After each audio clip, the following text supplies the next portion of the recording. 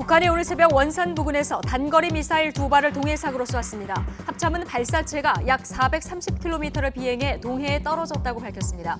북한의 발사체 도발은 지난 5월 9일 이후 78일 만으로 군 당국은 대비 태세를 강화했습니다. 러시아 군용기의 독도 영공 침범 사태와 관련해서 국방부는 오늘 오전 러시아 무관을 불러서 실무 협의를 가졌습니다. 국방부는 영공 침범 사실을 부인하고 있는 러시아에 우리 군이 확보한 자료를 제시하면서 사과와 해명을 요구했습니다. 세계무역기구 WTO 일반이사회에서 우리 정부는 일본의 수출 규제가 WTO 협약을 위반한 정치적 보복 조치라고 철회를 촉구했습니다. 일본은 안보상 이유에 따른 정당한 조치라고 맞서며 우리 측이 거듭 제안한 1대1 협의를 거부했습니다. 문재인 대통령이 내일 조국 민정수석 등 수석비서관 3명에 대한 인사를 단행할 것으로 보입니다. 신임 민정수석에는 김조원 한국항공우주산업 사장이 유력한데 내년 총선 출마를 준비하고 있는 비서관급 인사도 곧 이루어질 것으로 전망됩니다. 투표 조작 논란에 휩싸인 엠넷의 프로듀스 X101에 대해 팬들이 집단 소송을 준비 중인 데 대해서 엠넷 측은 집계 과정에서 오류가 있었던 것을 인정하면서도 순위에는 변동이 없다며 가공 전 투표 데이터 공개 여부를 논의하고 있다고 밝혔습니다. 호우특보가 내려진 충청 지역에 밤새 호우가 쏟아졌습니다. 오늘 밤사이 중서부 지방에 벼락을 동반한 국지성 호우가 예상되는 가운데 일요일까지 최고 400mm 이상의 집중호우가 예고된 만큼 철저한 대비가 필요해 보입니다. 네, 뉴스앤 이슈 2부 이어가겠습니다. 북한이 오늘 새벽에 단거리 미사일 2발을 쏘아 올렸습니다. 비행 형태만 보면 지난 5월에 발사한 단거리 미사일이죠. 북한판 이스칸데르와 비슷한데요. 김정은 위원장의 발사 현장 지도 가능성까지 거론이 되고 있습니다. 취재기자 연결해서 자세한 내용 알아봅니다. 강정규 기자. 네, 국방부입니다. 네, 강원도 원산 일대에서 동해로 발사를 했는데요. 북한이 쏜 발사체 지금 어떤 건지 정확히 파악이 됐습니까? 네, 북한은 오늘 새벽 5시 34분과 57분 두 차례에 걸쳐 발사체를 쏘아 올렸습니다. 합동참모본부는 북한이 단거리 미사일을 발사했다고 밝혔습니다. 발사 장소는 강원도 원산 호도반도입니다. 비행거리는 약 430km, 고도는 50여 km로 이동식 발사대에서 쏜 걸로 전해졌습니다. 지난해 5월 두 차례 발사한 북한판 이스칸데르 미사일과 매우 비슷한 형태입니다. 북한이 이 무기의 바로 전 단계인 KN-52 독사를 개발할 때 20차례 정도 시험 발사한 전례가 있기 때문에 얼마든지 추가로 쏠 수 있습니다. 다만 미군은 두 발 가운데 한 발이 430km보다 더 멀리 날아갔다고 보고 있습니다. 발사 장소도 신무기 개발 기지가 있는 원산이라는 점 등을 고려하면 다른 가능성도 열어둬야 합니다. 네, 만약에 다른 무기라면 어떤 것들을 꼽을 수가 있을까요? 네, 먼저 신형 대공미사일 발사 가능성입니다. 앞서 북한은 우리 군의 F-35A 스텔스 전투기 도입을 비난하면서 이에 대응할 특별 병기를 개발, 시험할 수밖에 없다. 이렇게 으름장을 놓기도 했습니다. 북한은 러시아의 S-300을 본떠 만든 번개 5형이라는 대공미사일을 갖고 있습니다. 북한판 패트리어트라고 불리는 이 미사일을 러시아판 사드로 불리는 S-400급으로 개량했을 수 있습니다. S-400은 최대 사거리가 400km, F-35와 같은 스텔스 전투기도 잡아낼 수 있는 고성능 레이더를 갖춘 게 특징입니다. 대공미사일은 방어용인 만큼 국제사회의 비난도 피해갈 수 있는데요. 다만 대공미사일의 경우 공중 요격 시험을 하는 게 보통인데 군 당국이 이번엔 바다에 떨어졌다고 밝힌 만큼 단정적으로 말하긴 어려운 상황입니다. 네, 이번 발사를 김정은 위원장이 참관했을까? 이 부분도 궁금한데 이 가능성은 얼마나 됩니까? 네, 오늘 오전 합참 관계자의 비공개 브리핑 때 관련 질문이 나왔는데요.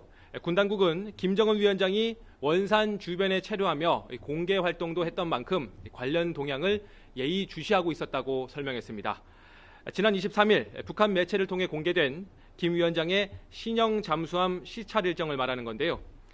북한의 잠수함 개발 기지가 원산 주변 심포인데다 북한군이 지금 하계 훈련 기간입니다. 군심 잡기 차원에서 미사일 시험 발사를 현장 지도했을 가능성이 제기됩니다. 최근 북한은 다음 달 초로 예정된 한미연합 훈련을 문제 삼으며 북미 비핵화 협상에 영향을 줄 수 있다고 밝히기도 했는데요. 따라서 저강도 군사 행동을 통해 협상력을 끌어올리기 위한 포석으로 보는 시각도 있습니다. 또 그제 있었던 중러 공군의 합동 훈련, 독도 도발 등과 연계해 볼 수도 있겠습니다. 최근 한일 갈등으로 균열을 보이는 한미일 삼각공조에 대한 흔들기에 북한도 가세했다는 겁니다. 현재 한미 군 당국은 북한의 추가 발사에 대비해 감시와 대배 태세를 강화하고 미사일의 재원을 정밀 분석하고 있습니다. 지금까지 국방부에서 전해드렸습니다. 네, 청와대는 북한의 단거리 미사일 발사 동향을 사전에 인지하고 예의주시해 왔다며 관련 부처가 신속한 대응 체계를 가동하고 있다고 밝혔습니다. 특히 북한과 미국이 비핵화 협상을 다시 준비하는 상황에서 북한이 미사일을 발사한 의도를 파악하려고 주력하고 있는데 오늘 오후 NSC 정례회의 결과가 그래서 주목됩니다. 청와대 취재기자 연결합니다. 임성호 기자. 네, 청와대 춘추관입니다. 네, 북한의 단거리 미사일 발사에 대한 청와대 반응 나왔는데요. 전해주시죠. 네, 조금 전에 공식 입장이 나왔습니다. 청와대는 북한의 단거리 미사일 발사 직후 국가안보실 국가위기관리센터를 통해서 즉각 보고받고 상황을 관리하고 있다고 밝혔습니다. 물론 문 대통령도 즉시 보고를 받았다고 말했습니다. 청와대는 북한의 미사일 발사 동향을 사전에 인지하고 예의주시해왔다면서 관련 부처가 신속한 대응 체계를 가동하고 있다고 밝혔습니다. 또 한미 정보당국이 구체적인 정보를 파악하면서 북한의 단거리 미사일을 정밀 분석하고 있다고 설명했습니다. 마침 오늘은 청와대가 정례적으로 국가안전보장회의 NSC 상임위원회를 여는 날이기도 합니다.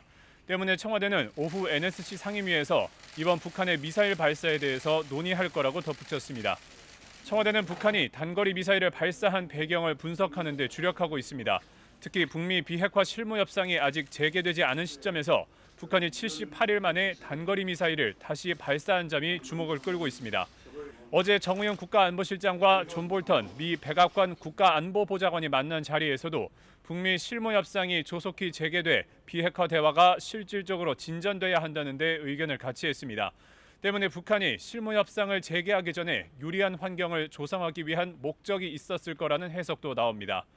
청와대는 지난 5월 북한의 두 차례 단거리 미사일 발사 때처럼 이번에도 절제된 대응 기조를 유지할 것으로 보입니다. 지금까지 청와대에서 YTN 임성호입니다. 북한의 단거리 미사일 발사에 대해서 미국과 중국 등 관련 국가에서는 단거리 발사체라는 사실을 신속히 보도하면서 북한의 의도와 파장을 주시하고 있는 분위기입니다. 베이징 연결해 보겠습니다. 강성훈 특파원. 네, 베이징입니다. 예, 중국 정부의 공식 반응이 나왔습니까? 네, 중국 정부의 반응은 아직 나오지 않은 가운데 관영 매체들이 북한의 미사일 시험 발사 소식을 신속하게 보도했습니다. 관영 CCTV는 아침 7시 뉴스에서 북한이 미상의 발사체를 동해상으로 발사했다고 짧게 전했습니다. CCTV는 그러나 북한 당국이 이와 관련해서 아직 공식 발표를 하지 않고 있다고 보도했습니다. 중국 정부의 공식 입장은 아마 한국 시각으로 오후 4시로 예정된 외교부 정례 브리핑에서 나올 것 같습니다. 이 전례를 참고해보면 중국 외교부는 한반도 문제를 대화로 해결하고 또 북한과 미국이 서로의 합리적 관심사를 존중해야 한다는 정도의 반응을 낼 것으로 예상이 됩니다. 미국의 백악관과 국무부는 북한에서 발사된 단거리 발사체에 대한 보고를 알고 있다 이렇게 짤막하게 확인했습니다. 그리고 더 이상의 코멘트는 없다고 밝혔는데 미국이 지금 밤 시간이기 때문에 아마 우리 시간으로 오늘 밤쯤이 되면 좀 더 구체적인 반응이 나올 것으로 보입니다. 앞서 미국 CNN 방송은 미 국방 당국자의 말을 인용해서 북한이 오늘 쏜 발사체가 지난 5월에 발사한 2발의 단거리 미사일과 유사해 보인다고 분석했습니다. 미국 언론들은 특히 북한의 발사체 발사가 지난달 30일 판문점에서 도널드 트럼프 대통령과 김정은 북한 국방위원장이 회동한 이후 처음이라면서 북한의 의도와 파장에 주목하는 분위기입니다. 일본의 경우 아베 총리가 북한의 동해상 단거리 미사일 발사와 관련해 일본의 안보에는 영향을 미치는 사태가 아니라고 말했다고 교도통신이 보도했습니다. 교도통신은 또 아베 총리가 이 문제를 앞으로 미국과 긴밀히 협의해 나갈 것이라고 언급했다고 덧붙였습니다. 앞서서 이와야 일본 방위상은 오늘 발사된 미사일이 지난 5월에 발사한 것과 같은 종류라면 유엔 안보리 결의를 위반한 것이라는 견해를 보였다고 교도통신은 전하기도 했습니다. 지금까지 베이징에서 YTN 강성웅입니다. 네, 여야는 북한의 단거리 미사일 발사를 두고 한반도의 군사적 긴장을 높이는 행위라면서 한 목소리로 유감과 우려를 표시했습니다.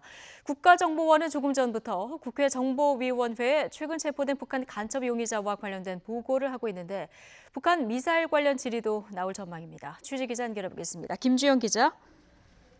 네, 국회입니다. 네, 먼저 오늘 발사된 북한의 미사일 놓고 여야 정치권 모두 우려를 표했다고요? 네, 일단 여야는 모두 이번 미사일 발사가 한반도의 군사적 긴장을 고조시키는 대단히 위험한 행동이라는 점에 뜻을 같이 했습니다. 이어 비판의 목소리를 냈지만 그 대상은 여야가 조금 달랐습니다. 더불어민주당 이인영 원내대표는 북한을 상대로 강한 유감을 표시하면서 이번 미사일 발사가 북한에 도움이 되지 않는다는 점을 깨닫길 바란다고 강조했습니다. 또 야당을 상대로도 이를 정쟁 소재로 활용하려는 무책임한 시도를 하지 말고 초당적 안보 협력을 해달라고 요청했습니다. 반면 자유한국당 한교안 대표는 문재인 대통령이 판문점 북미 회동 이후 사실상의 종전선언이라고 밝힌 부분을 들며 얼마나 안이한 인식이었는지 명백하게 드러났다고 꼬집었습니다. 이어 지금의 안보 위기를 극복하기 위해 9.19 남북 군사합의를 즉각 무효화하고 지금의 외교 안보 라인을 전면 교체해야 한다며 기존 주장을 거듭 강조했습니다. 바른미래당은 북한의 단거리 미사일 발사는 다시 힘들게 찾아온 한반도 평화 무드에 찬물을 끼얹는 행동으로 강력히 규탄한다고 밝혔습니다. 네, 국회 정보위를 상대로 한 국정원 보고는 지금 진행 중인가요? 네, 오늘 오전 10시부터 시작될 예정이던 국정원의 보고는 1시간가량 늦어진 상황에서 시작됐습니다. 조금 전 보고가 마무리됐는데요. 국회 정보위원장실에서 이해운 정보위원장과 여야 정보위 간사가 참석한 가운데 1시간가량 진행됐습니다. 보고에 앞서 이해운 위원장은 취재진에게 밝히기 힘든 여러 이유로 보고 내용을 공개하기 어렵다면서 미리 양해를 구하기도 했습니다. 오늘 보고의 핵심은 국가정보원과 경찰이 체포한 것으로 알려진 북한의 난파 간첩 사건과 관련된 내용인 것으로 알려졌습니다. 정부 당국은 문제의 용의자 A씨가 북한 정찰 총국의 지령을 받아 활동하던 이른바 직파 간첩으로 의심하고 있습니다. 이에 따라 오늘 보고에서는 체포된 간첩 용의자의 체포 경위, 구체적인 신원, 국내 행적 등에 대한 내용이 담겼을 전망입니다. 이와 함께 오전 북한이 발사한 단거리 미사일 관련해 미사일의 재원이나 발사 의도 등 질의가 나왔을 가능성도 있는데요. 아직 발사로부터 오랜 시간이 지나지 않은 상황이라 원론적인 수준의 내용만 보고됐을 것으로 보입니다. 지금까지 국회에서 YTN 김주영입니다. 국방부는 오늘 오전 주한 러시아 무관을 불러서 우리 군이 확보한 자료를 제시하면서 러시아의 영공 침범 사실을 재확인하고 있습니다. 앞서 러시아는 우리 측에 공식 전문을 보내서 자신들은 영공을 침범한 적 없고 오히려 한국 공군이 자국 군용기에 대한 위협 비행을 했다고 주장했습니다. 이에 대해서 우리 군은 사실을 왜곡하는 주장이라며 우리 공군이 정당한 절차에 따라 대응했고 명백한 증거 자료도 확보한 만큼 러시아의 분명한 사과와 해명이 있어야 한다고 강조했습니다. WTO 일반이사회에서 우리 대표단은 일본의 수출 규제 조치가 WTO 규범 위반이라는 점을 강조했습니다. 일본에 공개적으로 고위급 대화를 제안했지만 회피했다며 일본은 자신들의 행위를 직면할 용기도 없는 것 같다고 비판 수위를 높였는데요. 우리 측 수석 대표인 김승호 산업통상자원부 신통상질서 전략실장의 이야기를 직접 들어보겠습니다. 일본 측이 익히 알고 있는 그 조치의 부당성, 자유무역 체제를 위협을 하고 전체 글로벌 밸류 체인에 위협된다는 점을 간략하게 언급을 하고 그러므로 하루속히 이 조치를 처리하라고 했습니다. 그리고 말미에 우리나라는 이 문제를 양자적으로 우호적으로 해결하겠다는 의지를 강하게 내비쳤습니다. 일본이 대화할 의사가 있으면 일본이 편한 어떠한 시간 내라도 저희는 면담에 응할 수 있다고 발언을 했습니다. 저희의 제안이 일본 측에 의해서 받아들이지 못한 점을 다시 한번 유감스럽게 생각하고 이제 우리나라 국민 여러분과 전 세계는 일본이 자기의 행위조차도 다른 나라의 외교관에게 떳떳하게 성명할 수 없을 정도로 자신이 없다는 것을 스스로의 행동으로 보여준 것이라는 점을 강조드리고 싶습니다. WTO 이사회에서 중재에 나설 가능성이 거론됐던 미국은 아무런 입장을 밝히지 않았습니다. 한일 간 평행선 대치로 국제 여론전이 막을 내린 가운데 일본은 적절한 시기를 저울질하면서 추가 제재를 내놓을 것으로 보입니다. 조수연 기자가 보도합니다. 세계 160여 개국이 참석한 가운데 일본의 수출 규제가 정식 안건으로 오른 WTO 일반이사회. 구속력 있는 조치가 나오는 것은 아니지만 국제사회의 지지를 확보할 수 있는 기회로 한일 양측의 중요한 자리였습니다. 무엇보다 제3국도 발언 기회를 가질 수 있다는 점에서 미국의 중재 효과에 관심이 쏠렸습니다. 하지만 한일 간 치열한 공방이 오가는 내내 미국도 다른 나라 대표들도 침묵을 유지했습니다. 한일 입장 대립이 첨예한 사안인 점을 감안해 양국 간 우호적인 해결책을 찾길 바란다는 이사회 의장의 입장 표명만 있었습니다. 결국 제3국의 아무런 의견 개진 없이 한일 양측의 입장차만 재확인한 채 회의는 막을 내렸습니다. 이에 따라 우리나라에 대한 일본 정부의 추가 제재가 초읽기에 들어갔다는 관측이 나옵니다. 일본이 전략물자를 수출할 때 우대 조치를 해주는 화이트 국가 리스트에서 한국을 제외하기 위한 행정 절차는 마무리된 상태입니다. 가기 의결과 공표를 거쳐 3주 뒤에 시행에 들어가게 되는데 사실상 아베 총리의 최종 결심만 남았습니다. 가기 의결은 이르면 내일 할 수도 있지만 일본 정부가 시간을 끌며 우리를 압박할 카드로 활용할 가능성이 커 보입니다. YTN 조수연입니다.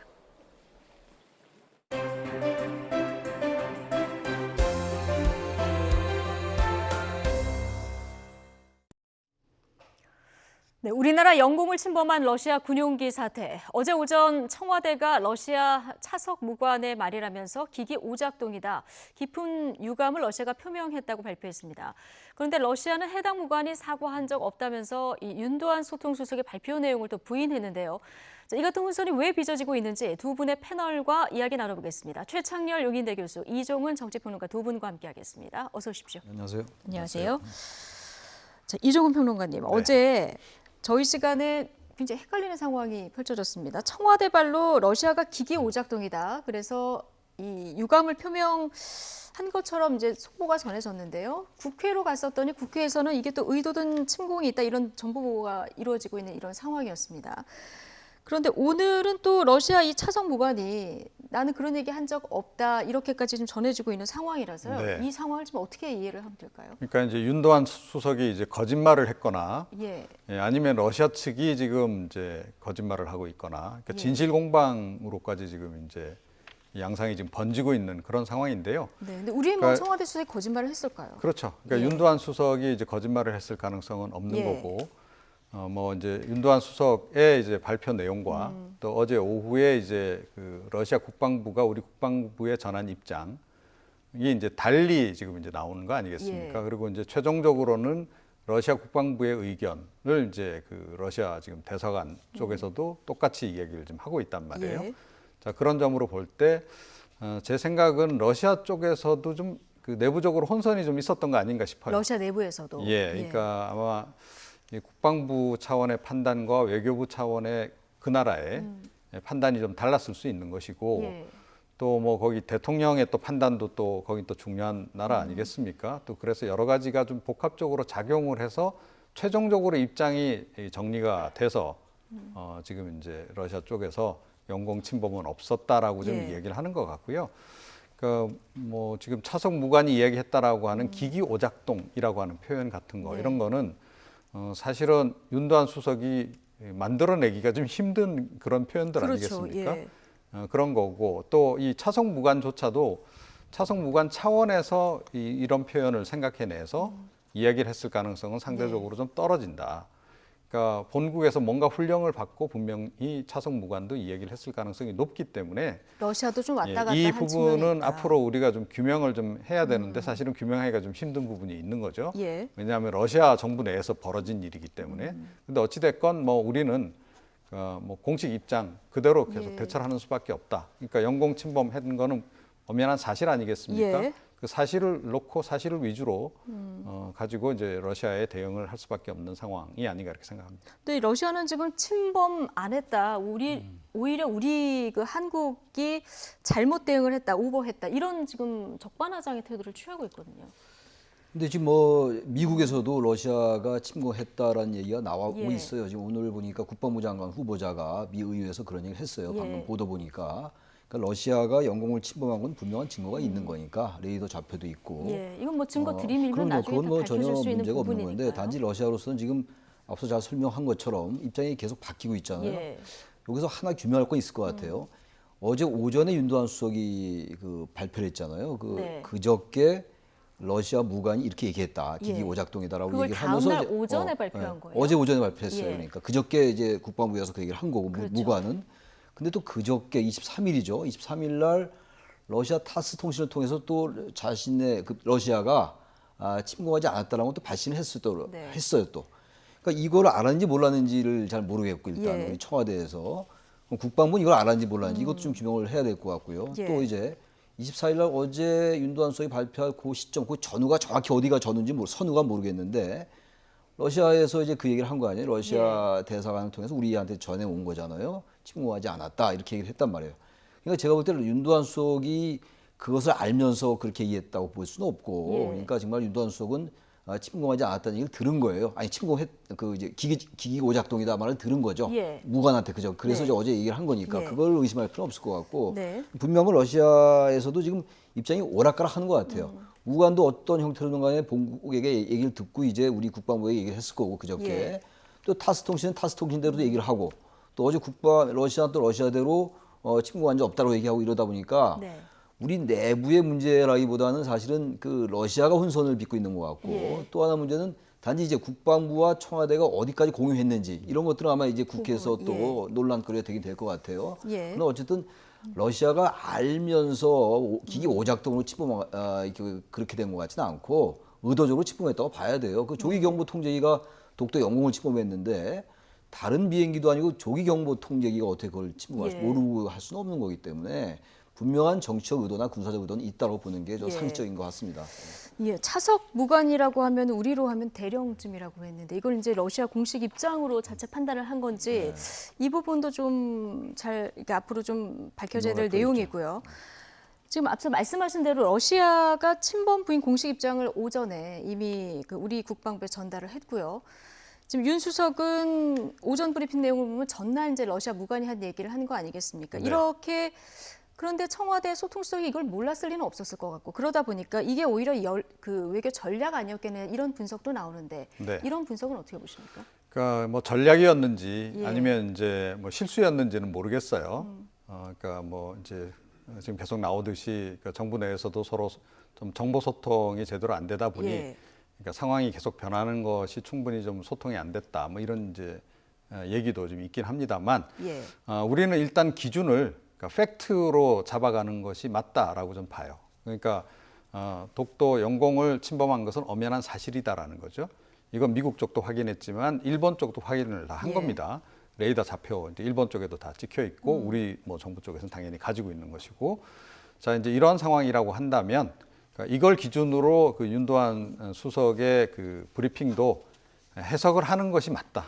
예. 예, 어찌됐건 뭐 우리는 우리 편의 해석을 일단 긍정적으로 해석을 하는 것이 유리한데 예. 윤도한 수석의 그 브리핑이 결과적으로는 전략적으로 그러니까 사실은 판단을 내린 것으로 보더라도 우리에겐 유리한 얘기다라는 거죠. 아. 그러니까 러시아 측이 부인할 가능성을 대비를 해서 그러니까 러시아 쪽 대사관에서 온 그 무관조차도 이렇게 시인을 했다라고 하는 것을 우리가 빨리 기정사실화 예. 한 측면 예. 그런 측면에서는 우리 입장에서 플러스되는 측면이 분명히 있다. 그래서 이거를 뭐 나중에 이제 우리 내부적으로 밝힐 부분은 밝히더라도 그러니까 그 러시아 정부를 향해서는 그 지금 차석 무관이 그렇게 했다라고 얘기했다라고 하는 것 그것을 팩트로서 다시 한번 계속 강조하는 필요는 있다. 그런 그렇게 생각을 전략이었을 합니다. 수도 있다. 예, 그렇습니다. 예.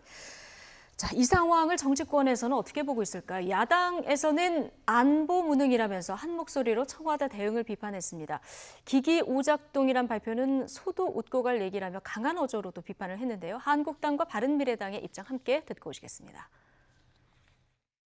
청와대는 차석 무관급의 주한 러시아 대사관의 대령급의 비공식적 해명만 듣고 기기 오작동이라는 소도 웃고 갈 이야기까지 하면서 마치 러시아가 유감 표명을 한 것처럼 이야기했습니다.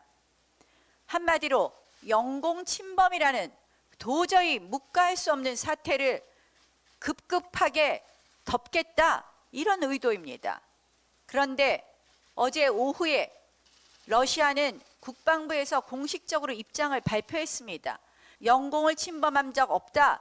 오히려 러시아 항공기가 군함기가 운행하고 있는데 한국 비행기가 한국 측이 비전문가적으로 비행을 방해했다 이런 내용입니다.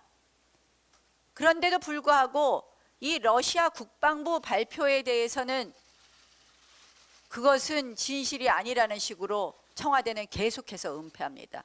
청와대는 러시아 정부의 공식 입장이 나오기도 전에 주한 러시아 대사관 무관 한 사람의 말만 듣고 러시아가 유감의 뜻을 밝혔으며 이번 사건은 기기 오작동에 따른 것으로 침범 의도는 없었다고 한다는 사실과 다른 브리핑으로 혼선을 빚었습니다. 청와대의 이런 아마추어적인 행태가 정부의 안보 능력을 의심하게 만들고 국민의 안보 불안을 증폭시키는 원인이 되는 것입니다. 네, 보수야당 비판은 전체적으로 지금 정부 여당의 안보 의식이 좀 아니하다 이런 지적인 것 같습니다. 원포인트 안보국회를 열어야 한다 이런 얘기도 나오는데요. 국회 열어서 밝힐 수 있을 건 밝혀야죠. 네. 국회에서 모든 걸 다 논의할 수 있는 거니까. 근데 이런 부분들의 지적은 불가피해요. 야당 입장에서 볼 때. 예.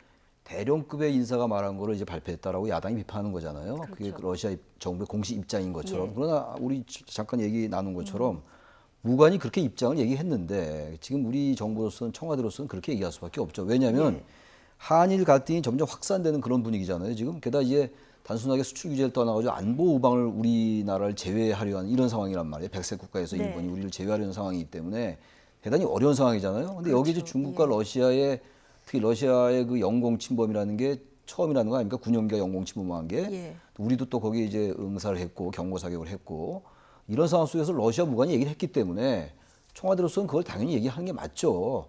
그러니까 만약에 윤두한 수석이 러시아 무관이 그렇게 얘기 안 한 걸 얘기했다면 그건 큰 문제겠습니다만 그럴 리는 제가 볼 때 거의 제로에 가까운 얘기이기 때문에 그 부분을 계속 안보 무능이라고 얘기하는 건 별개 문제인 것 같아요. 그러나 제가 아까 말씀드린 것처럼 청와대와 국방부가 그 청와대가 정말 모르고 그렇게 얘기를 한 건지 알면서도 전략적으로 얘기한 건지 그건 밝힐 필요가 있겠죠. 예. 그러나 이 부분은 따로 진실공방의 차원에서도 얘기가 될 수 있지만 이거를 마냥 안보 무능이라고 얘기하는 건 좀 별개의 문제인 것 같아요. 예. 우리 정부, 우리 청와대에서는 무관의 얘기를 일단 얘기함으로써 어쨌든 이제 러시아 리스크나 이런 것까지 또 여기에 덧붙여지면 굉장히 힘이 들잖아요, 지금. 그런 점에서 조금 이제 무관의 얘기를 인용을 해서 얘기를 한 것이기 때문에 이건 좀 별개의 문제인 것 같아요. 예. 뭐 안보 무능 비판보다는 지금 좀 한 목소리로 그렇습니다. 대응해야 될 네. 아주 긴박한 상황입니다. 이게 지금 한일 갈등이 벌어지다 보니까 중국, 러시아 뭐 한미일 공조가 제대로 되나 독도 인근에서 비행을 한 거다 이런 분석들이 많이 나오고 있는 상황 아니겠습니까? 이런 상황에서 오늘 아침에 북한이 또 단거리 미사일 2발을 발사를 했습니다. 어떤 의도라고 보십니까? 그러니까 지금 동북아 지역에 전 세계의 관심이 다시 모아졌잖아요.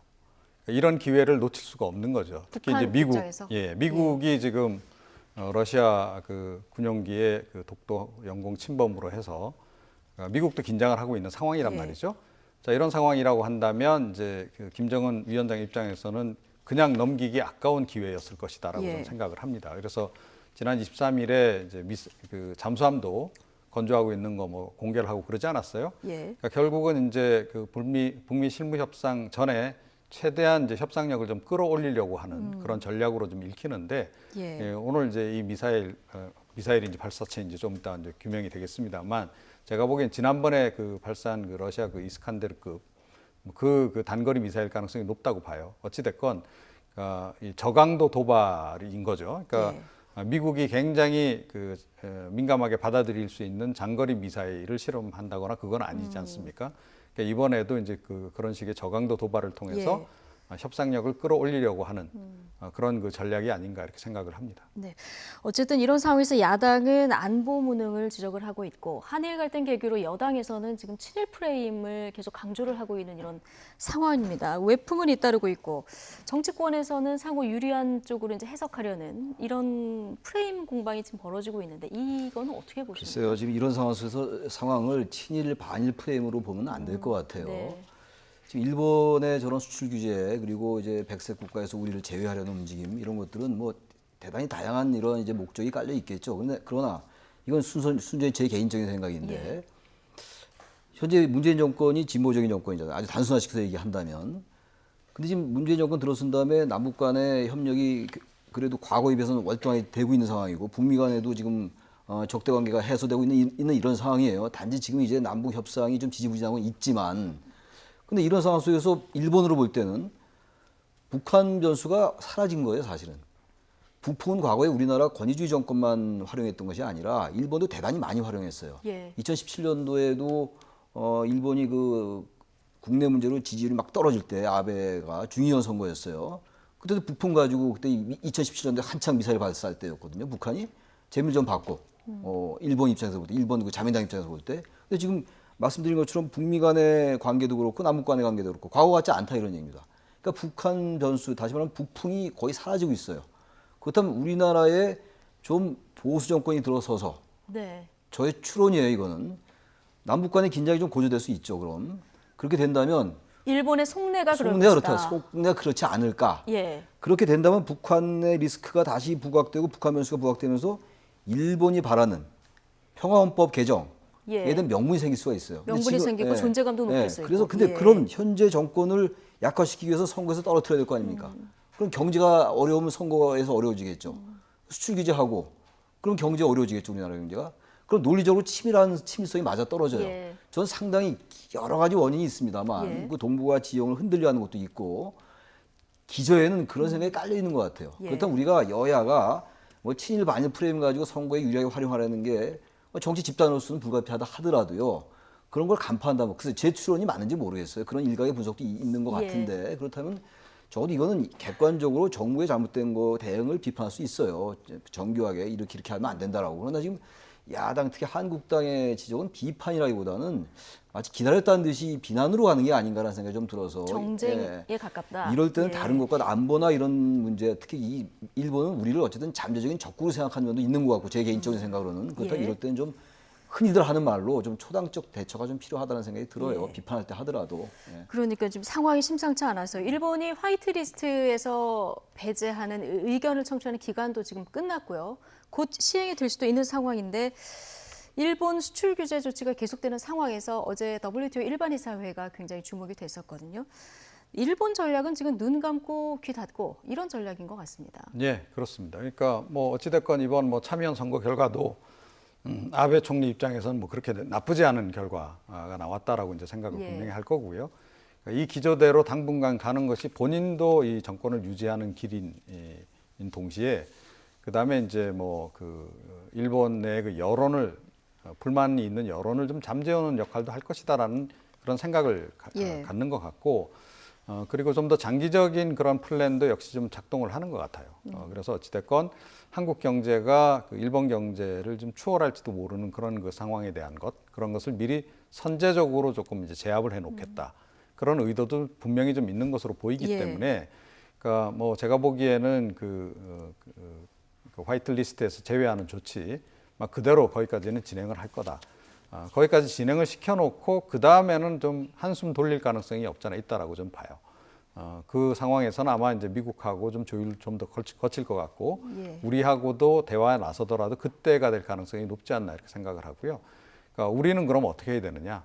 우리는 당분간 열심히 외교전을 전개하는 수밖에는 방법이 없다. 국제 여론전. 그렇습니다. 그래서 일본을 자꾸 이제 좀 그 코너로 몰아가는 그리고 이제 국제 무역 질서를 어지럽히는 그 행위자로 인지시키는데 일단은 최선의 노력을 다하는 수밖에 없다라고 저는 생각을 합니다. 근데 제3국 반응도 어제 보면은 조금 냉담한 것 같기도 하고요. 관망하고 있는 거죠. 관망하고 있는 거죠. 그렇습니다. 우리가 좀 더 적극적으로 나서야 된다는 평론가님 말씀에 공감을 하고요. 그리고 이제 미국이 지금 어떻게 중재에 나설 것인가 이 부분이 관심인데 볼턴 보좌관 어제 그 얘기로 봐서는 아주 적극적으로 개입할 것 같지도 않고 미국이 앞으로 어떻게 나올까요?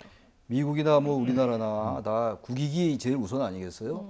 미국은 지금 우리나라와 일본과의 갈등도 갈등입니다만 방위비 분담 문제라든지 인상 문제 그리고 호르무즈 해협에 파병하는 문제 이런 문제가 더 관심이 있을 수 있다고 저는 봐요.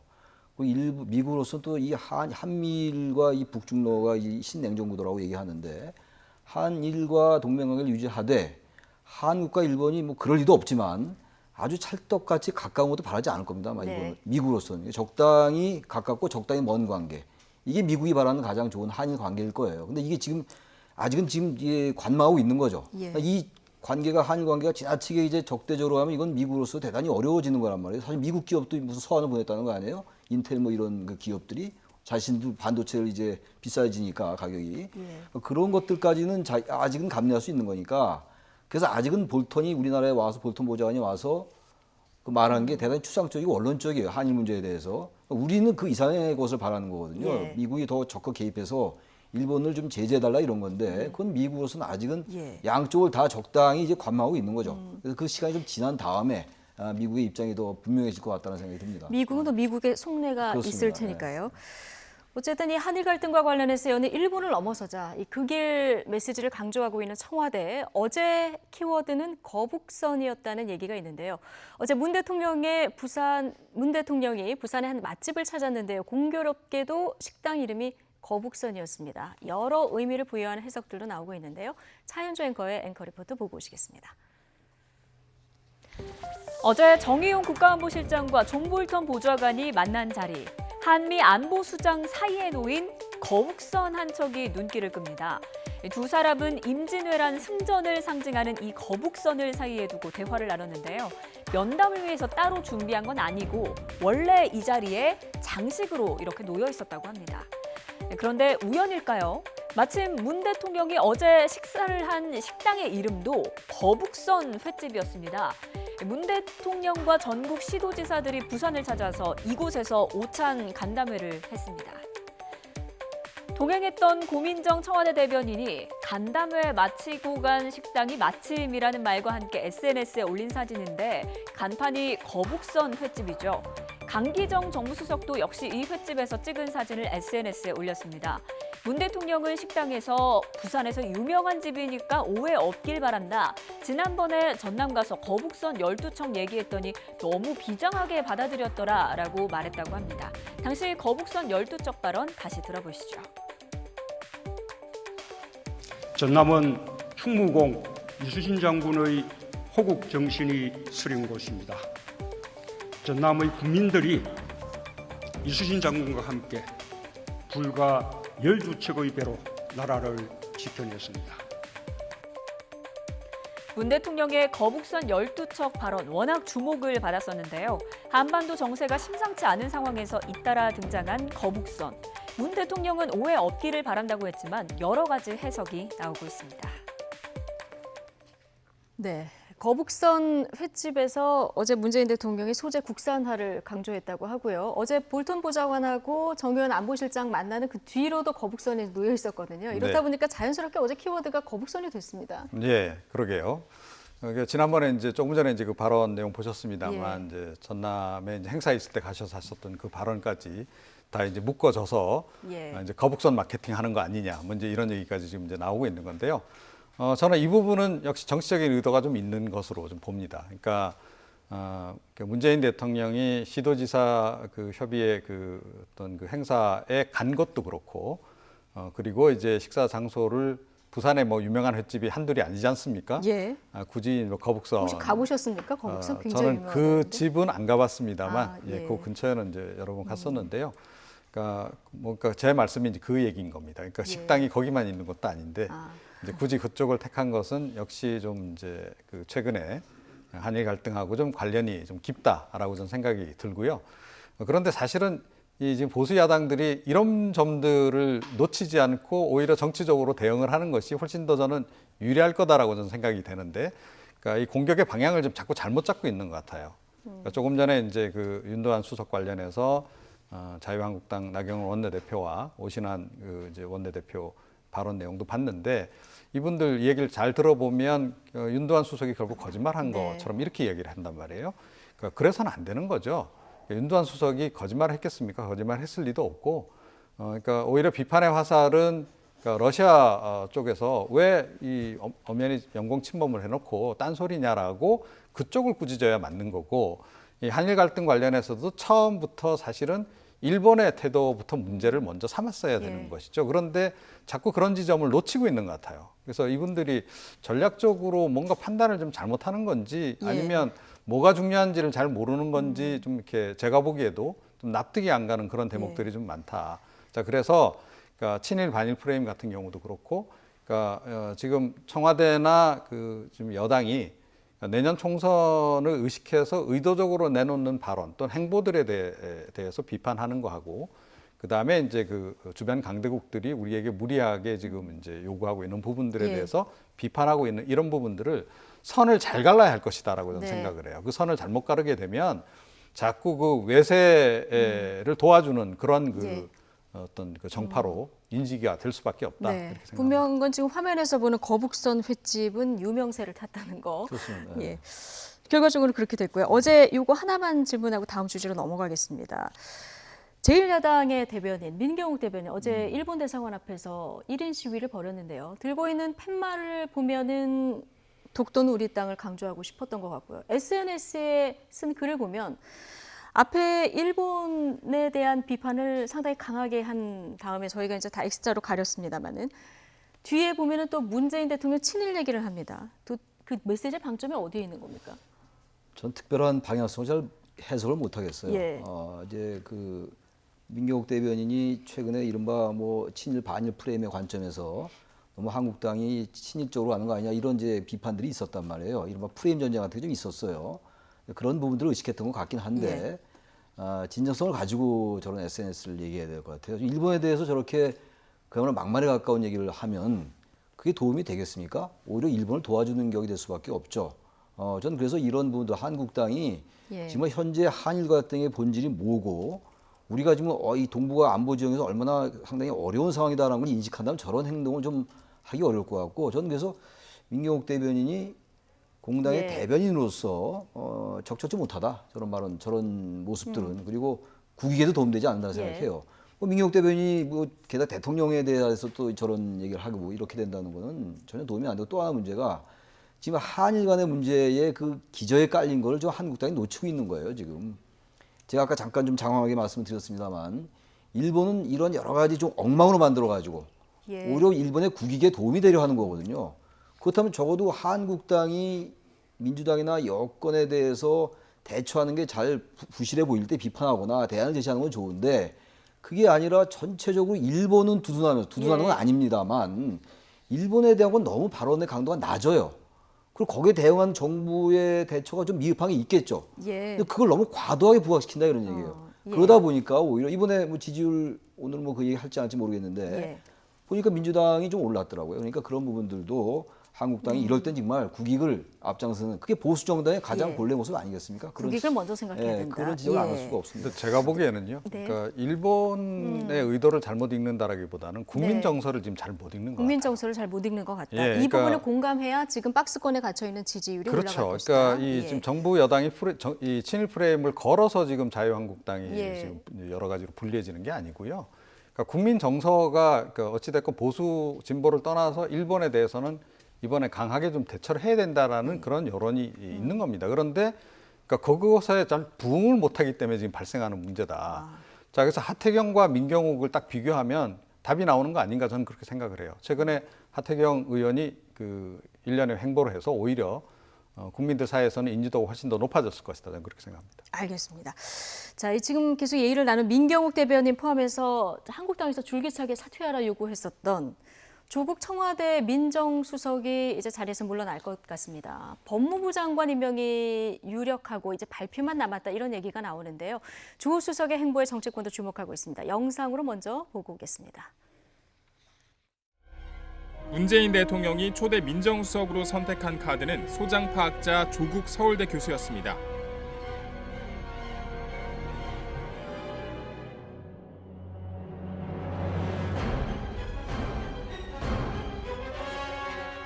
조국 수석은 조국 민정수석의 조국 민정수석 청와대 수석은 조국 청와대 수석은 지금 당장 자연인으로 돌아가 격찬가를 부르든지 희망가를 부르든지 조국 민정수석의 경고망동이 전 법인입니다.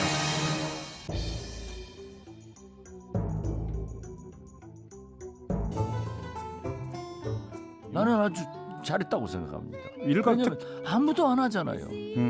아무도 안 하면은 네. 비록 조국 수석이 일부 네. 국민들로부터 비판을 받는다 하더라도 네. 대통령을 위해서 네. 한마디 한다. 네. 저는 조국마저도 안 하면 지금 누가 합니까?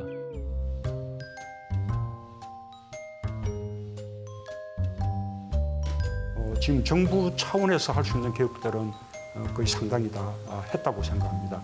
이제 법제화하는 과정이 남아 있는데 그런 작업까지 성공적으로 이렇게 맞춰주기를.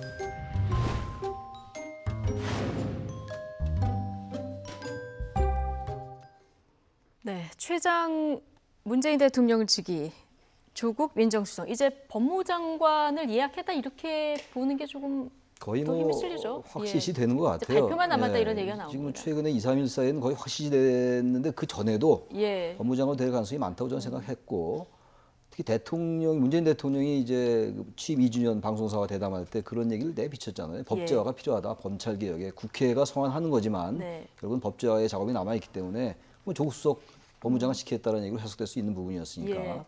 근데 지금 어쨌든 조국 수석에 대해서는 참 한국당이 집요한 것 같아요. 야당이 너무 과도하게 조국 수석에 대해서도 예민하지 않은가라는 생각이 들어요.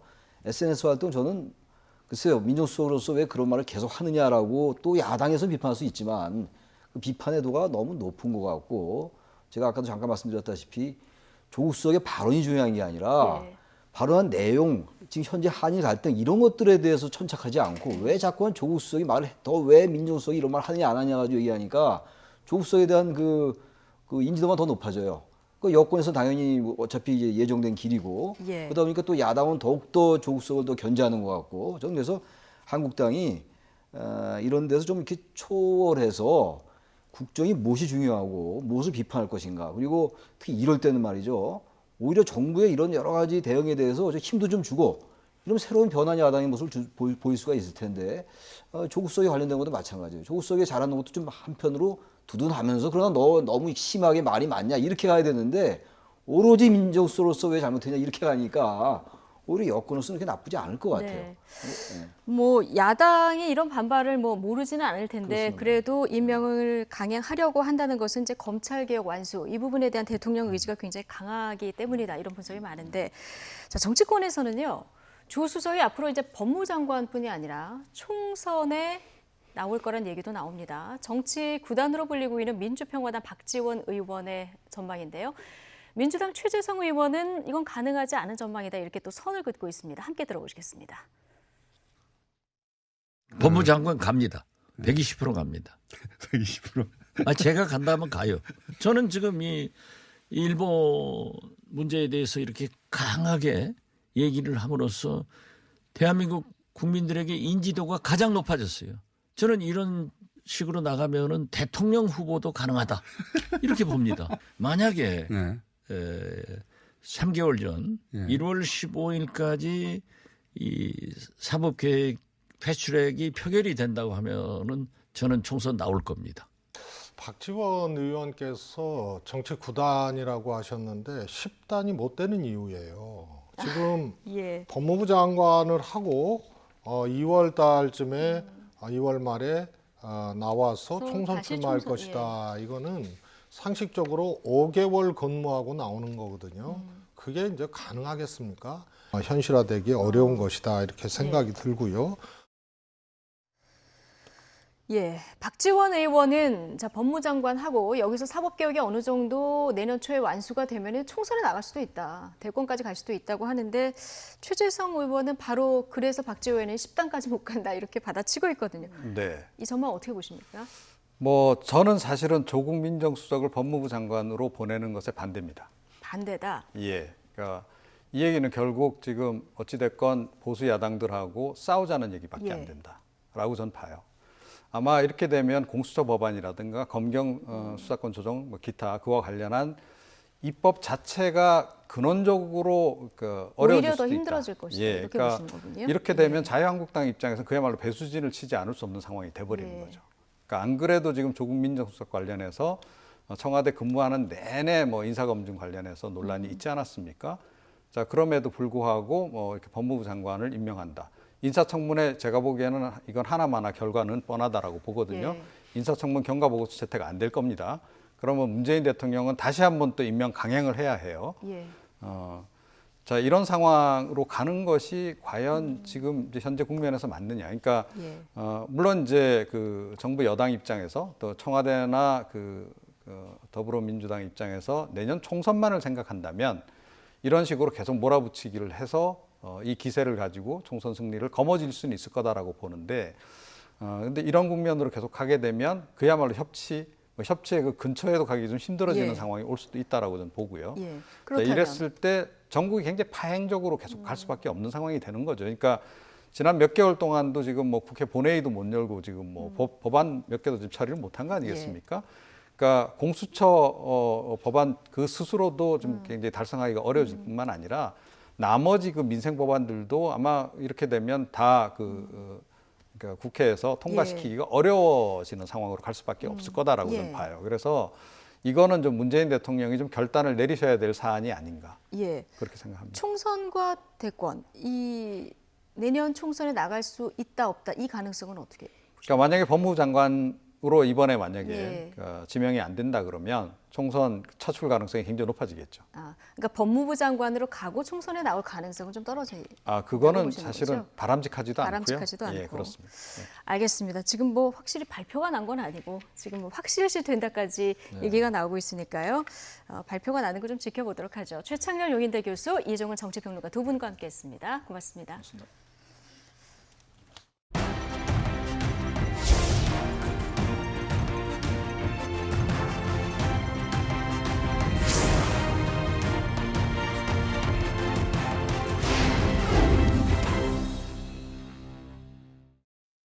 지난 2분기 국내 경제가 1%대 성장률을 나타냈습니다. 7개 분기 만에 가장 높은 성장률이었는데요. 실제로 내용을 뜯어보면 아직 경기 개선을 되고 있다. 이런 조짐을 찾기는 굉장히 어려워 보이는 이런 상황입니다. 조태현 기자의 보도 보시겠습니다. 지난 1분기 우리 경제를 덮친 마이너스 성장률 쇼크. 하지만 2분기에는 상황이 훨씬 나아졌습니다. 1.1% 성장률로 반등에 성공한 건 물론이고 7개 분기 만에 최고 성장률을 기록한 겁니다. 다만 구체적인 내용을 보면 낙관하긴 어려운 점이 더 많습니다. 1분기에 워낙 나빠 2분기에는 개선된 것처럼 보이는 기저효과가 크게 작용했기 때문입니다. 무엇보다 정부 소비, 그러니까 재정 지출이 크게 늘었을 뿐 민간 소비와 수출, 투자는 여전히 부진했다는 점이 아쉬운 부분입니다. 실제로 성장 기여도를 보면 정부는 1분기 마이너스 0.6%포인트에서 1.3%포인트로 크게 개선됐지만 민간은 오히려 플러스에서 마이너스로 뒷걸음질 쳤습니다. 이제 정부 부분 기여도가 상당 부분 플러스를 보이고 있는데 민간 부분은 약간 2, 4분기의 기여도가 마이너스로 전환되는 점이 약간 특징인데 3, 4, 4사의 민간 부분이 좀 더 개선되면서 우리 경제가 그 회복의 탄력을 받을 것이냐. 하반기는 여전히 가시밭길입니다. 한 해 쓸 수 있는 예산이 정해진 상태에서 2분기 재정 집행이 크게 늘었다는 점이 오히려 부담될 수 있고 반도체 경기의 회복 지연이나 일본과의 갈등 등 변수도 있기 때문입니다. 재정 집행이 어느 정도 빠르게 진행되느냐에 따라서는 2.2%를 넘는 성장률도 가능하고 그리고 재정 집행 여건이라든가 세계 경제의 어떤 흐름이 더 나빠진다면 2% 미만도 가능한 양쪽 방향이 모두 열려 있는 상황입니다. 한국은행은 3분기와 4분기에 각각 0.8%에서 0.9%씩 성장하면 올해 2.2% 성장이 가능할 것으로 보고 있습니다. 다만 정부가 제시한 전망치 2.4에서 2.5%는 사실상 달성이 무산됐다는 분석이 제기됩니다. YTN 조태현입니다. 서울시가 우리공화당의 광화문 광장 천막 설치를 막아달라며 낸 가처분 신청이 받아들여지지 않았습니다. 서울 남부지방법원은 서울시가 우리공화당을 상대로 낸 점유권 침해 금지 가처분 신청을 각하하고 민사소송의 대상이 되지 않는다고 판단했습니다. 재판부는 행정대집행을 통해서 충분히 강제 철거를 진행할 수 있는 만큼 서울시의 신청은 민사소송의 대상이 되지 않는다고 설명했습니다. 지난달 말 서울시는 우리공화당이 광화문 광장에 천막을 반복적으로 설치해서 점유권을 침해당했다며 이를 막아달라고 법원에 요청했습니다. 공무원 인사에 부당하게 개입한 혐의로 재판에 넘겨진 김승환 전북교육감이 벌금형을 확정받았습니다. 대법원은 직권남용, 권리행사 방해 등의 혐의로 기소된 김 교육감의 상고심에서 벌금 1,000만 원을 선고한 원심 판결을 확정했습니다. 선거범죄가 아닌 경우 금고형 이상일 때 직위를 상실하기 때문에 벌금형이 확정된 김 교육감은 업무를 계속할 수 있습니다. 여름에 보양식으로 즐겨 찾는 삼계탕을 가정 간편식이 대중화되면서 집에서 간편하게 즐기는 분들 늘고 있는데요. 즉석 삼계탕 한 팩에 들어있는 나트륨이 일일 섭취량의 4분의 3이나 되는 것으로 조사가 돼서 주의가 필요해 보입니다. 신윤정 기자가 보도합니다. 들깨와 녹두를 넣은 삼계탕에 반계탕까지 가정 간편식이 인기를 끌면서 즉석 삼계탕도 다양하게 출시되고 있습니다. 데우기만 하면 돼 더운 여름철 간편하게 가족들의 건강을 챙기려는 주부들의 눈길을 사로잡습니다. 냄새도 안 나고 담백하고 깔끔하고 그래서 이거 괜찮다 이래서 굳이 앞으로 뭐 집에서 할 필요 없겠다. 더운데 이거 사가지고 해야 되겠다 그런 생각했어요. 삼계탕은 보통 외식으로 많이 먹는데 요즘 가격이 많이 올라서요. 일단 이런 제품이 나와서 제가 가격을 먼저 봤고요. 그다음에 내용물이 어떨지 저렇게 알차게 들어있을지. 그러나 즉석 삼계탕에 포함된 나트륨이 다소 많아 섭취할 때 주의가 필요하다는 지적이 나왔습니다. 한국소비자원이 소비자 선호도가 높은 14개 제품을 조사한 결과 평균 나트륨 함량이 1일 섭취 기준량의 75% 수준이었습니다. 나트륨 함량이 가장 높은 제품은 한 팩을 먹으면 하루 나트륨 섭취량에 육박하기도 했습니다. 완전 조리 식품으로 소금을 덜어낼 수 없는 만큼 조미료를 추가로 넣지 말고 살코기도 소금에 찍지 말고 먹어야지 그나마 나트륨을 덜 섭취할 수 있습니다. 국물까지 섭취하는 경우가 많고 저희 조사 결과 14개 제품 중에서 11개 제품이 국물보다 건더기의 나트륨 함량이 높은 것으로 나타났습니다. 따라서 제조업체에서는 나트륨 저감화에 대한 노력이 필요하고요. 평균 열량은 734kcal로 1일 섭취량의 37%, 지방은 61% 수준이었고 저탄수화물, 고단백질로 단백질 함량이 특히 높았습니다. 닭고기 양은 290g에서 430g으로 차이가 났고 대추와 밤, 은행 등 제품마다 내용물 구성도 달랐습니다. 소비자원은 홈페이지에 공개된 이번 실험 결과를 참고해 나트륨 함량이 적고 기호에 맞는 내용물로 구성된 제품을 선택하라고 조언했습니다. YTN 신윤정입니다.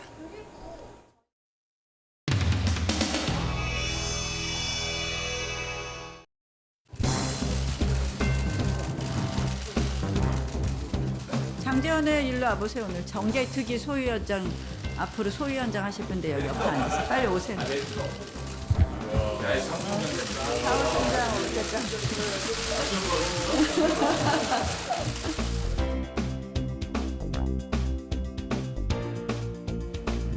예, 장재원입니다. 오늘 정계특위 10시에 열리는데 민주당이 장재원을 가지고 너무 들었다 놨다 그래가지고 홍영표 위원장 내정자 그분이 오늘 아침에 라디오에 출연해가지고 장재원 제1소위장 내정 물음표 딱 찍고 너무 일방적이다 이런 말씀을 하셨어요. 장재원이 제1소위 위원장이 되면 무력화시키기 위한 의도다 그래요. 제가 무섭습니까? 저 싫으시면요 김태원 의원도 있고요 김진태 의원도 있고요 오늘 보니까 민경호 의원 옆에 계시고 다 제가 양보해서 이분들 추천해 드릴 테니까 이 파출소 피하려다가 경찰서 만나지 말기 바랍니다.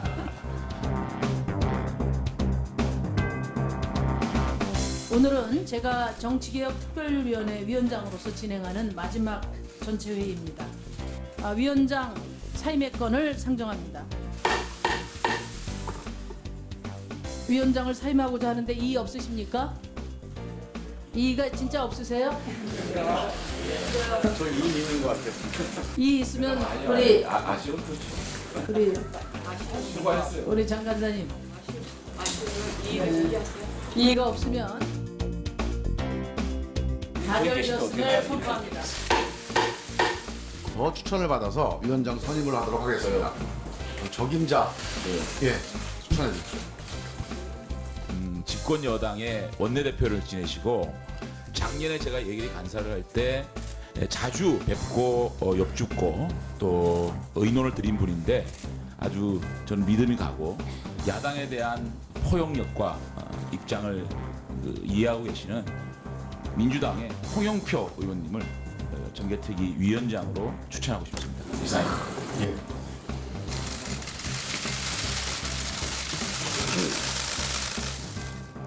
저기 오늘 김종민 의원하고 괜히 또 우리 홍영표 위원장님 처음 오시는데 서로 좀 이렇게 격한 얘기 오가지 말자. 그래서 발언을 자제하자 그랬는데 이 자유한국당의 의견을 얼마나 많이 수렴하고 또 받아들여 주느냐가 저는 관건이라 생각하고 이것이 개혁과 반개혁의 프레임은 아니다라는 말씀을 드리면서 오늘은 뭐 이 정도 하시죠.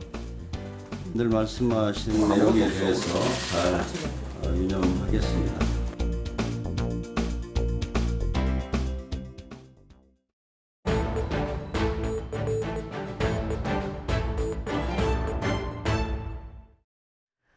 투표 조작 논란에 휩싸인 엠넷 프로듀스 X 101 측이 집계 과정에서 오류가 있었던 건 사실이지만 순위에는 변동이 없다 이렇게 해명했습니다.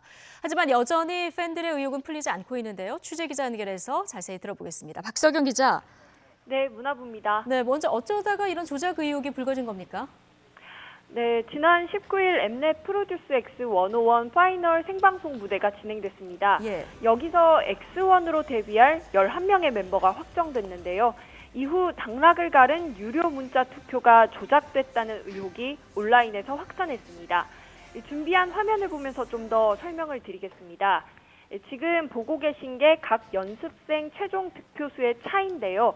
1등과 2등의 차이가 29,978표인데 3등과 4등도 정확히 같은 차이가 나는 것을 볼 수 있습니다. 네, 즉 최종 득표수 차가 일정 패턴으로 반복되고 있는 겁니다.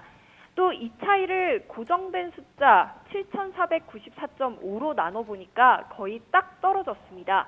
이 득표수도 실제 이 고정된 숫자로 나눠보면 대부분 딱 떨어집니다. 예, 이렇게 보기에도 우연이라 하기에는 좀 이상한 점이 있긴 한데요. 논란이 이렇게 확산되고 있고 엠넷도 해명을 내놨죠? 네, 그동안 무대응으로 일관했던 엠넷도 어제 드디어 해명을 내놨습니다. 엠넷은 어제 YTN과의 통화에서 최종 득표수에 오류가 있었다며 과실을 인정했습니다. 순위와 득표수 등을 여러 차례 검증하는 과정에서 득표율을 소수점 둘째 자리로 반올림했고 이 득표율로 환산된 득표수가 생방송에 나가게 됐다고 했습니다. 다만 최종 순위에 변동이 있었던 것은 아니라고 강조했습니다. 예, 오류가 있었던 점은 인정을 했는데 그런데 여전히 석연치 않은 부분이 있다고요? 네, 방금 설명드렸던 이 해명을 두고도 말이 굉장히 많습니다. 엠넷이 말한 대로 득표수와 득표율을 비교해 보겠습니다. 득표수를 총 투표수로 나눈 비율을 보시면요. 소수점 둘째 자리가 0이나 5로 계속 반복되고 있습니다. 반올림을 했다면 보통 0에서 9까지 다양한 수가 나와야 하는데 그렇지 않다는 겁니다. 그래서 팬들로 구성된 진상규명위원회는 로우 데이터, 그러니까 가공되지 않은 데이터를 달라고 요구하고 있습니다. 하지만 엠넷 측은 데이터를 제공하면 더 오해가 생길 수 있다면서 제공 여부를 좀 더 고민해 보겠다고 답했습니다. 네, 만약에 조작이 사실이라고 하면 법적 책임을 물 수도 있는 상황인 겁니까? 네, 조작이 사실이라면 실제 법적 책임을 물게 될 수도 있습니다. 일반인에게 선출 권한을 준 것처럼 광고를 했고요. 또 실제 문자 한 건당 100원을 받았기 때문입니다. 이르면 다음 주 팬들은 프로듀스 X101 제작진을 서울중앙지검에 고소할 예정입니다. 변호를 맡은 법률사무소 측은 일단 사기나 위계에 의한 업무방해죄 등을 검토하고 있다고 말했습니다. 예. 자, 아무래도 여파가 좀 오래 갈 것 같은데요. 팬들이 진상규명까지 꾸렸습니다. 지금 어떤 활동을 하고 있습니까? 네, 먼저 현재 진상규명위원회는 직접 변호사를 수임해서 탄원서와 문자 내역서 등을 준비하고 있습니다. 운영진의 말 직접 들어보겠습니다. 문제가 되고 있는 투표 조작 논란에 대한 해명을 가공되지 않은 자료와 함께 제대로 좀 발표해줬으면 좋겠고요. 피해본 연습생들이 실제로 존재한다면 그 연습생에 대한 후속 조치를 마련했으면 하는 바입니다. 네, 팬들은 투표 조작은 시청자에 대한 기만이고 연습생들의 땀과 눈물을 농락한 행위라며 분노하고 있습니다. 또 더 나아가 이번 사건이 문화 권력을 독점한 미디어의 횡포라며 가공되지 않은 데이터와 명확한 해명, 대책 마련을 요구한다고 말했습니다. 지금까지 문화부에서 전해드렸습니다. 일본 열도의 사진입니다. 동해에 있는 여기 바로 오키섬이고요. 그 왼쪽 위에 보면 독도 작은 점으로 표시가 돼 있죠. 2020년 도쿄올림픽 조직이 공식 홈페이지에 독도를 자국의 영토로 표시한 겁니다. 앞서 우리는 지난해 평창 동계올림픽 당시에 처음에는 한반도기에 독도를 포함시켰습니다. 하지만 일본의 항의 그리고 IOC가 정치적 행위 등을 이유로 권고를 했고 그래서 삭제했습니다. 하지만 일본은 우리 항의에도 별다른 반응이 없습니다. 러시아 군용기의 독도 상공 비행 때도 독도는 일본 땅이라는 궤변 마찬가지였습니다. 韓国軍用機が警告射撃を実施したことについて竹島の領域に関する我が国の立場に照らして到底受けられず極めて遺憾であり、韓国に対し強く抗議するとともに再発防止を求めたということです。 자, 일본의 의도 분명합니다. 우리가 실효 지배 중인 독도를 분쟁 지역으로 만들려는 거죠. 국제사법재판소에 이 문제를 가져가서 판단을 받자 이렇게 계속 우리 신경을 건드리는 겁니다. 적절히 항의하고 외교전을 가져가되 무시할 필요도 있습니다. 자기 집에서 잘 살고 있는데 이웃이 소유권에 대한 판단을 받아보자 이렇게 한다고 해서 법정에 갈 필요는 없으니까요. 자, 독도 문제는 이렇게 비교적 명쾌한데 일본 방사능 문제 비교적 복잡합니다. 먹어서 응원하자라는 말 들어보셨을 텐데요. 원전 사고가 일어난 후쿠시마 지역의 농수산물을 선수촌 식당에까지 공급하기로 했습니다. 원전 사고 후유증을 털어냈다는 점을 부각해서 부흥올림픽으로 만들겠다는 속셈이죠.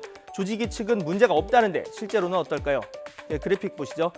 방사능을 측정하는 주요 지표인 세슘은 식품 1kg당 100베크렐이 기준치입니다. 원래 370이었는데 우리 정부가 일본 동일본 대지진 이후에 기준치를 대폭 낮췄죠. 지난해 후쿠시마산 쌀 통계를 보겠습니다. 100 이상 검출은 없었고 25에서 50 베크렐 사이가 22건, 그리고 25 베크렐 미만이 99.9%였습니다. 기준치 초과는 이렇게 없었지만 그렇다고 안전할까요? 오늘 오전에도 이 문제로 많은 전문가와 통화를 해봤는데 원자력 핵 전문가와 그리고 환경단체 쪽 의견이 대립하고 있습니다. 직접 들어보시죠.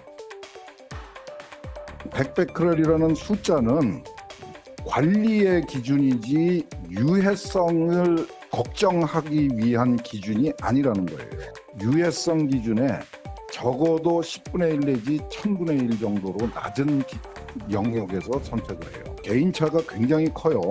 어느 누구도 100에 노출되면은 무슨 일이 정확하게 100에 노출되면은 특정 개인한테 무슨 일이 생길 거라는 거를 어떤 방법으로도 얘기할 수가 없어요.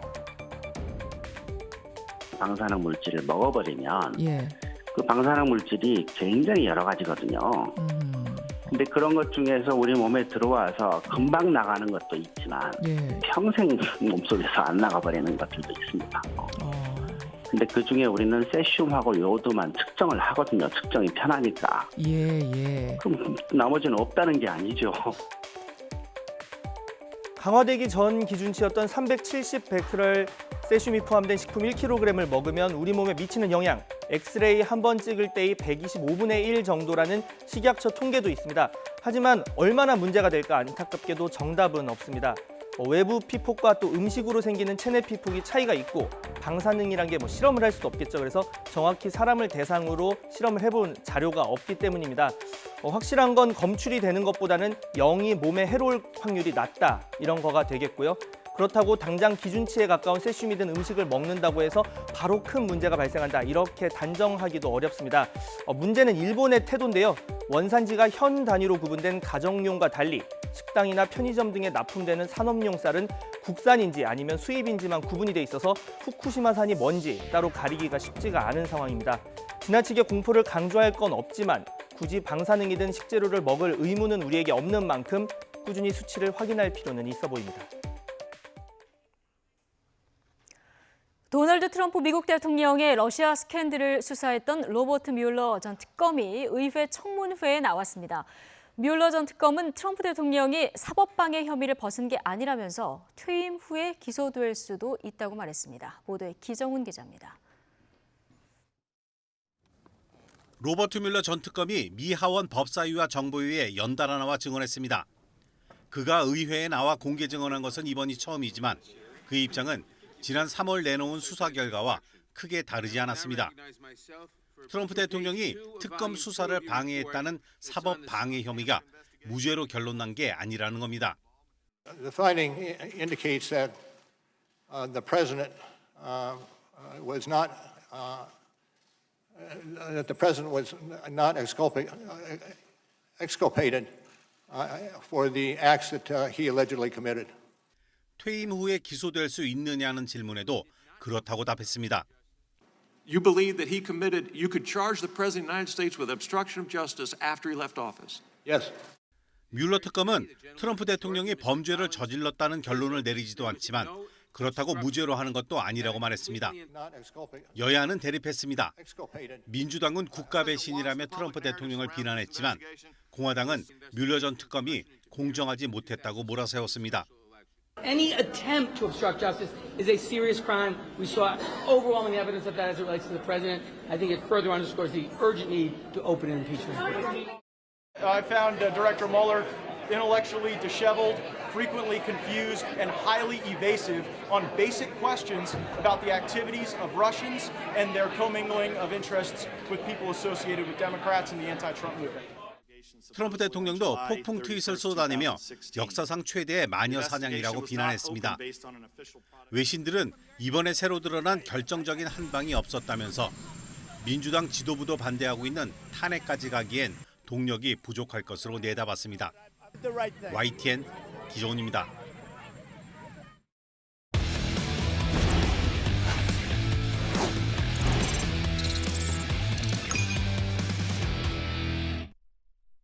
스포츠 소식 알아보는 시간입니다. 오늘도 김상익 기자와 함께합니다. 안녕하세요. 안녕하세요. 네, 도쿄올림픽 관련 소식부터 얘기 나눠보겠습니다. 어제 국가대표 선수단의 날 행사 선수촌에서 열렸다고요? 그렇습니다. 진천 선수촌에서 어제 열렸는데요. 국가대표 선수들 그리고 지도자들 그리고 이들의 가족들이 한데 모여가지고 아주 즐거운 시간을 가졌습니다. 선수들의 사기 진작을 위해서 선수촌이 기획을 했는데 국가대표 선수단의 날 이렇게 명명이 됐고요. 유명 연예인들도 또 여기 참석을 많이 했었어요. 그리고 토크 콘서트도 열렸고 미니 올림픽 경기도 열렸고 저렇게 즐거워하는 모습들 보이죠. 장기 자랑하는 그런 장면도 있었습니다. 참가자의 소감 한번 들어보시죠. 훈련하면서 그냥 오며 가면서 인사만 하는 사이였는데 이렇게 같은 색깔 유니폼 입고 같이 게임도 즐기니까 유대감이 훨씬 더 강해져서 더 좋은 것 같습니다. 아까 제가 선수단 건강 얘기했는데 또 성적에 대해서 우려하는 목소리도 많이 나오는 것 같습니다. 예상 목표치 어느 정도인가요? 예, 우리 선수단의 목표는 금메달 어제 밝힌 대로라면은 5개에서 7개. 를 지금 하고 있고요. 그래서 전체 금운동 15개 정도의 메달로 종합 10위 안에 들겠다. 이게 이제 선수촌장의 얘기였고요. 최근 올림픽 중에서는 가장 낮은 목표치라고 보면 될 것 같습니다. 양궁이라든가 태권도 같은 이 전통적인 효자 종목 이런 것들이 좀 경쟁 국가들 기량이 많이 성장하지 않았습니까? 그리고 또 개최국 일본과 다퉈야 될 종목들이 많은데 아무래도 홈코트 아니겠어요? 그러니까 이런 점에서 좀 불리하다고 보여지고요. 일본은 개최국 2점을 안고서 이번 대회 30개의 금메달 목표로 하고 있다. 이렇게 밝히고 있습니다. 아까도 잠시 나왔지만 야구와 축구 같은 경우는 그 일부 경기가 원전 사고가 있었던 후쿠시마에서 멀지 않은 곳에서 또 열려요. 그래서 우리 선수들 먹거리 등 조금 걱정하는 소리가 있는데 체육회나 선수들 우리 식자재로 만든 그 음식들을 좀 조달을 해서라도 사전에 철저하게 대비하겠다 이런 계획을 밝혔고 목표 달성만 보고서 달리겠다라고 가결을 밝혔습니다. 함께 들어보시죠. 우리 강세 종목에 일본이 상당히 올라와 있기 때문에 그런 부분에서는 좀 어려울 거라고 생각을 하지만은 10위 목표는 변함이 없습니다. 일본인들이 가질 수 없는 그런 감정들을 저희가 가지고 있다고 생각합니다. 그래서 더 좋은 장점들을 살려서 확실하게 보여주려고요. 네, 선수들 건강 걱정하지 않고 방사능 걱정하지 않고 경기에만 집중할 수 있었으면 좋겠습니다. 골프 소식 알아보겠습니다. 박인비 선수 오랜만에 출전을 하죠? 그렇습니다. 그 LPGA 메이저 대회 중에서 제5의 메이저 대회로 불리는 에비앙 챔피언십 대회가 우리 시각으로 잠시 뒤입니다. 2시 반쯤이니까 이제 2시간이 채 안 남았죠. 첫 조가 1라운드 경기를 시작을 하게 됩니다. 여기 출전 선수가 120명인데 이 가운데 한국 선수가 20명이에요. 그러니까 한 조가 3명씩이니까 2조 중에 한 조에는 우리 선수가 있다 이렇게 보면 될 것 같습니다. 예, 여기 이 중에서 이제 특히 골프 여제 박인비 선수의 위대한 도전이 눈길을 끌고 있는데요. 이미 4개의 메이저 대회에서 우승을 차지하지 않았습니까? 그러면서 이제 그랜드 슬램을 달성을 했는데 또 올림픽에서 금메달까지 따서 골든 글랜드 슬램을 완성을 했습니다. 그래서 에비앙 대회만 만약에 우승을 한다면 전인미답의 기록이 나올 것 같습니다. 골든 슈퍼 그랜드 슬램 이렇게 이름이 붙여져야 될 것 같은데 역사를 쓰게 되는데 박인비 선수 메이저 대회로 격상되기 전인 2012년도에 또 이 대회에서 우승한 경험이 있거든요. 최근 이 대회를 위해서도 충분히 또 쉬었기 때문에 기대를 좀 해봐도 될 것 같습니다. 박인비를 비롯해서 우리 선수가 우승을 만약에 하게 되면 올 시즌에 LPGA 10승이 되거든요. 우리가 역대 15승이 최다승인데 이 기록 돌파도 점점 더 가까워지게 됩니다. 박인비 선수 얘기 들어보시죠. 다른 어느 해보다도 한국 선수들 의지도 굉장히 좋은 것 같고 네, 올해 아마 거의 신기록을 달성할 수 있는 그런 해가 되지 않을까 그런 생각이 들어요. 네. 자, 2조 중에 한 조에 우리나라 선수가 있다고 했는데 오늘 1라운드 가장 관심 있게 볼 조가 있다면 어떤 조 추천을 하시겠습니까? 뭐 20명의 우리 선수 다 우리가 관심 갖고 봐야 될 것 같긴 한데 조금 전에 말씀드린 이 박인비 선수가 있는 조가 잠시 후에 오후 4시 9분에 출발하는 조인데요. 박인비, 김효주 그리고 리디아고 선수가 이렇게 포진되어 있는데요. 이 경기도 상당히 뭐 흥미롭긴 하겠습니다만 제가 만약에 꼽는다면 저녁 7시 16분에 티업을 하는 조가 있습니다. 여기에 세계 랭킹 1, 3, 4위가 다 있습니다. 박성현 선수 그리고 미국의 렉시 톰슨 그다음에 호주의 교포죠. 이민지 선수. 이렇게 포진되어 있는데 이 경기 아주 재밌을 것 같습니다. 뭐 장타 대결도 있고 이민지 선수 같은 경우는 뭐 아이언샷이 또 월등하니까 그 경기 보는 것도 재밌을 것 같습니다. 네, 다음 축구 소식입니다. 손흥민 선수 오늘 저녁에 맨체스터 유나이티드와 또 친선 경기를 치른다고요? 그렇습니다. 며칠 전에 유벤투스의 그 호날두 선수하고 세계 맞대결을 펼치지 않았습니까? 유니폼도 갈아입고 그랬죠. 그렇습니다. 예, 손흥민 선수 이제 상하이에서도 인기가 정말 하늘을 찌르고 있다고 하는데요. 팬들이 지켜보는 가운데 저렇게 동료들과 함께 오늘 저녁에 있을 메뉴전을 앞두고서 훈련을 가졌습니다. 손흥민을 아시아를 넘어가지고 세계의 본보기다 이렇게 표현을 하고 또 아시아의 베컴이다 이렇게 지켜세운 사람이 누구겠습니까? 포체티노 감독이 이렇게 말을 했는데 둘이서 같이 기자회견을 열었습니다. 이 자리에서 지금 손흥민 선수 당신의 기량이 최고입니까? 라는 기자의 질문이 있었는데 이 질문에 손흥민 선수는 이렇게 답을 했습니다. 들어보시죠. Always been hungry, always been want to better, and I think this is the same this season. If I'm 22, if I'm 27, this doesn't matter. I'm a young football player still, looking forward to be better, and can't wait to play this season. 네, 손흥민 선수 오늘 경기에서 어떤 활약을 보여줄지 꼭 본방사수를 해야 될 것 같습니다. 오늘 소식 여기까지 듣겠습니다. 김상익 기자 수고하셨습니다. 곳곳에 막바지 장맛비가 내리고 있습니다. 현재 서울에는 약하게 비가 내리거나 소강 상태를 보이는 곳도 많은데요. 하지만 경기 남부와 충청 지역에는 천둥과 번개를 동반한 시간당 20mm 안팎의 강한 비가 쏟아지는 곳도 있습니다. 이들 지역에는 밤사이 이미 많은 비가 내린 뒤라서 지반도 약해져 있으니까요. 산사태나 축대 붕괴 등 시설물 피해 발생하지 않도록 주의하시기 바랍니다. 충청 지방에는 벌써 100mm가 넘는 호우가 쏟아졌습니다. 어제부터 지금까지 충남 태안 말리포에는 104mm, 홍성에도 93.7mm, 천안 79.9mm의 많은 비가 내렸습니다. 현재 비구름은 주로 경기 남부와 충청 지방에 영향을 주고 있는데요. 지도에 붉은색으로 표시된 지역에는 시간당 20mm 안팎의 국지성 호우가 쏟아지고 있습니다. 이에 따라서 충남 북부에는 호우경보가, 그 밖에 충청 내륙으로는 호우주의보가 발효 중입니다. 일요일 오전까지 중서부 지방에는 100에서 250mm, 많은 곳은 400mm 이상의 호우가 쏟아지겠고요. 영동과 남부지방은 토요일까지 5에서 70mm의 비가 예상됩니다. 이번 장맛비는 야행성 장마의 특성을 보이겠는데요. 새벽부터 오전 사이 강한 비가 집중될 것으로 보이니까요. 시설 피해 없도록 각별히 주의하시기 바랍니다. 지금까지 야외 스튜디오에서 YTN 신미림입니다. 네, 목요일 뉴스 마치겠습니다. 잠시 뒤 노종면의 더 뉴스가 이어집니다. 시청해주신 여러분 감사합니다.